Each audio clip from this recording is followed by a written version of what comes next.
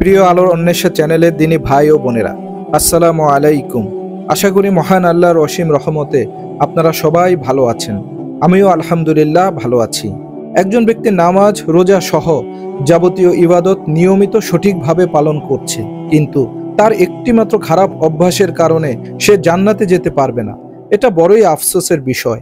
প্রিয় বন্ধুরা, আজ আমরা এই ভিডিওতে আলোচনা করব যে একটি স্বভাবের কারণে মুসলিম হয়েও একজন ব্যক্তিকে জাহান্নামী হতে হবে। হাদিসে এসেছে, চগলখোর ব্যক্তি জান্নাতে প্রবেশ করতে পারবে না। অন্যের কাছে নিজেকে আপন করে তুলতে বা নিজের অবস্থান পাকাপোক্ত করতে বা দুনিয়াবি কোনো সুযোগ সুবিধা লাভ করার জন্য কিংবা ব্যক্তি স্বার্থ চরিতার্থ করতে যে মানুষ একজনের কথা অন্যজনের কাছে বলে বেড়ায়, সে হচ্ছে চগলখোর। হাদিসের ভাষায় চগলখোর। হযরত আব্দুল্লাহ ইবনে মাসউদ রাদিয়াল্লাহু আনহু থেকে বর্ণিত, তিনি বলেন, রাসূলুল্লাহ সাল্লাল্লাহু আলাইহি ওয়াসাল্লাম বলেছেন, সাবধান, আমি তোমাদেরকে জানাচ্ছি চগলখুরি কি। এ হচ্ছে কুৎসা রটনা করা, যাতে মানুষের মাঝে বৈরিতার সৃষ্টি হয়। তিনি আরো বলেছেন, কোনো ব্যক্তি সত্য কথা বলতে বলতে সত্যবাদী হিসেবে লিপিবদ্ধ হয়, আবার কেউ মিথ্যা বলতে বলতে মিথ্যাবাদী হিসেবে লিপিবদ্ধ হয়। পবিত্র কোরআনে আল্লাহ তাআলা চগলখোরদের নিন্দা জানিয়েছেন। আল্লাহ তাআলা বলেন, এবং অনুসরণ করো না তার যে কথায় কথায় শপথ করে, যে লাঞ্ছিত, পশ্চাতে নিন্দাকারী, যে একের কথা অপরের কাছে লাগিয়ে বেড়ায়। সূরা কালাম আয়াত 10 ও 11। প্রিয় বন্ধুরা, আমাদের মাঝে বর্তমানে এই রোগ মহামারী আকারে বিদ্যমান। অবৈধ সুবিধা ভোগের জন্য আমরা কতভাবে একজনের কথা অন্যের কাছে লাগিয়ে দেই।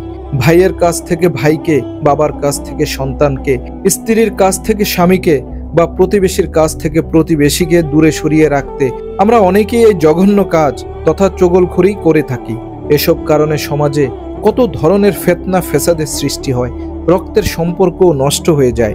চাকরিতে বসের কাছে নিজে ভালো সাজার জন্য বা পদোন্নতি লাভের জন্য অন্যজনের বিষয়ে বানিয়ে বানিয়ে বসের কাছে মন্দ বলে বেড়ানোর মানুষও আমাদের সমাজে কম নয়। এ কাজ সামাজিকভাবে যেমন নিন্দনীয়, তেমনি ইসলামের দৃষ্টিতেও মারাত্মক অপরাধ। একবার নবীজি সাল্লাল্লাহু আলাইহি ওয়াসাল্লাম দুটি কবরের পাশ দিয়ে যাওয়ার সময় বললেন, এ দুটি কবরের অধিবাসীরা আযাবরত অবস্থায় ভুগছে, কিন্তু বড় ধরনের কোনো গুনাহের জন্য তারা শাস্তিতে ভুগছে না। একজন পেশাব করে ভালো মতো পবিত্র হতো না, আর একজন চগলখুরি করে বেড়াতো। এরপর তিনি খেজুরের দুটি কাঁচা ডাল নিয়ে ওই দুই কবরে একটি করে গেড়ে দিয়ে বললেন, ডাল দুটি না শুকানো পর্যন্ত হয়তো এদের শাস্তি কম হবে। এ হাদিসে বড় ধরনের কোনো গুনাহের জন্য তারা শাস্তিতে ভুগছে না, এ কথার অর্থ একটাই, তাদের ধারণায় তাদের কৃত গুনাহ তেমন বড় ছিল না। এজন্য কোনো কোনো বর্ণনাতে রয়েছে, নবীজি সাল্লাল্লাহু আলাইহি ওয়াসাল্লাম বলেছেন, তবে অবশ্যই তা কবিরা গুনাহ ছিল।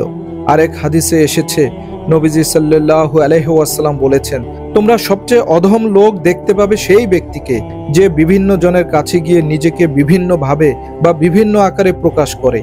আর যে ব্যক্তি পৃথিবীতে দ্বিমুখী আচরণ করবে, কিয়ামতের দিন আল্লাহ তাকে দুটি আগুনের জিহ্বা দেবেন। সহিহ বুখারী ও মুসলিম। নাউজুবিল্লাহ। বন্ধুরা, দ্বিমুখী আচরণ দ্বারা এখানে দুজনের সঙ্গে দু ধরনের কথা বলার প্রতি ইঙ্গিত করা হয়েছে। ইমাম গাজ্জালী রহমতুল্লাহি আলাইহি বলেন, যার কাছে কেউ চগলখুরি করে এবং বলে, অমুক তোমার সম্পর্কে এসব কথা বলেছে, তখন তার উচিত 6টি কাজ করার সংকল্প গ্রহণ করা। 1. তাকে অবিশ্বাস করবে, কেননা সে একজন চগলখোর ও ফাসিক, সে ব্যক্তি বিশ্বাসযোগ্য নয়। 2. এসব কাজ থেকে তাকে বিরত থাকতে বলবে, কাজটির জন্য কঠোর সমালোচনা করে সদুপদেশ দান করবে। 3. মন থেকে তাকে ঘৃণা করবে, কেননা সে আল্লাহর কাছে ঘৃণিত, আর আল্লাহর দৃষ্টিতে ঘৃণিত ব্যক্তিকে ঘৃণা করা ওয়াজিব বলে গণ্য। 4. যে ব্যক্তি সম্পর্কে চগলখোর খারাপ ধারণা দিয়েছে, তার সম্পর্কে তাৎক্ষণিক খারাপ ধারণা করা ঠিক হবে না, কেননা আল্লাহ বলেছেন, তোমরা অধিক ধারণা পোষণ থেকে বিরত থাকবে, কেননা কিছু কিছু ধারণায় গুনাহ সংঘটিত হয়। 5. তার বর্ণিত তথ্য এতটা গুরুত্ব দেবে না, তার সত্য তদন্ত করতে আরম্ভ করবে, কেননা আল্লাহ বলেছেন, তোমরা কারো দোষ অন্বেষণের ক্ষেত্রে গোয়েন্দাগিরি করার চেষ্টা করবে না। 6. চগলখোরকে দেয়া উপদেশ নিজেই যেন লঙ্ঘন না করে। চগলখোর যা বলেছে তা নিয়ে সে যেন অন্যের সাথে সমালোচনা না করে। হযরত হাসান বসরি রহমতুল্লাহি আলাইহি বলেন, তোমার কাছে যে ব্যক্তি অন্যের কথা লাগায়, জেনে রাখবে সেও তোমার কথা অন্যের কাছে লাগায়। একবার এক ব্যক্তি দেখতে পেল বাজারে একজন নিজের দাস বিক্রি করছে। বিক্রেতা এভাবে হাঁকডাক করছে, এ গোলামের একটু চগলখড়ি ব্যতীত আর কোনো ত্রুটি নেই। লোকটি এ দোষটি গুরুত্ব না দিয়ে গোলামটিকে কিনে নিল। গোলামটি তার বাড়িতে অবস্থান করতে লাগলো। কিছুদিন পর সে তার মনিবের স্ত্রীকে বলল, আমার মনিব আরেকটি বিয়ে করতে চাইছেন, কেননা তিনি আপনার প্রতি আর তেমন অনুরক্ত নেই। আপনি কি এ বিয়ে ঠেকাতে চান আর আপনার স্বামী আপনাকে আগের মতোই ভালোবাসুক এটা চান? তাহলে উনি যখন নিদ্রা যাবেন তখন একটা ছুরি দিয়ে তার কণ্ঠনালীর উপরের একটা পশম কেটে নিয়ে নিজের কাছে রাখবেন। অন্যদিকে মনিবকে সে বলল, আপনার স্ত্রী তলে তলে অন্য একজনের প্রতি আকৃষ্ট এবং তাকে তিনি ভালোবাসেন এবং তার সাথে চক্রান্ত করে তিনি আজ আপনাকে ঘুমন্ত অবস্থায় হত্যা করবেন। আপনি যদি বাঁচতে চান তাহলে আপনি না ঘুমিয়ে কেবল ঘুমের ভান করে শুয়ে থেকে দেখবেন আপনার স্ত্রী কিভাবে আপনার গলায় ছুরি চালায়। গোলামের কথা মতো মনিব ঠিক তাই করলো। রাতে যেই তার স্ত্রী ছুরি দিয়ে তার গলার পশম কাটতে উদ্যত হলো, অমনি মনিব উঠে তার হাত থেকে ছুরি নিয়ে স্ত্রীকে সাথে সাথে হত্যা করলো। এরপর স্ত্রীর আত্মীয়রা এসে মনিবকেও হত্যা করলো। এরপর উভয় পক্ষে তুমুল গন্ডগোল শুরু হলো এবং এতে উভয় পক্ষ সর্বশান্ত হয়ে গেল। এজন্যই আল্লাহ চগলখোরকে ফাসিক বলে উল্লেখ করেছেন। চগলখোরের পরিণাম অত্যন্ত ভয়াবহ। আল্লাহ রাসূল সাল্লাল্লাহু আলাইহি ওয়াসাল্লাম ঘোষণা করেছেন, চগলখোর ব্যক্তি জান্নাতে প্রবেশ করবে না। সহিহ বুখারী ও মুসলিম। নাউযুবিল্লাহ।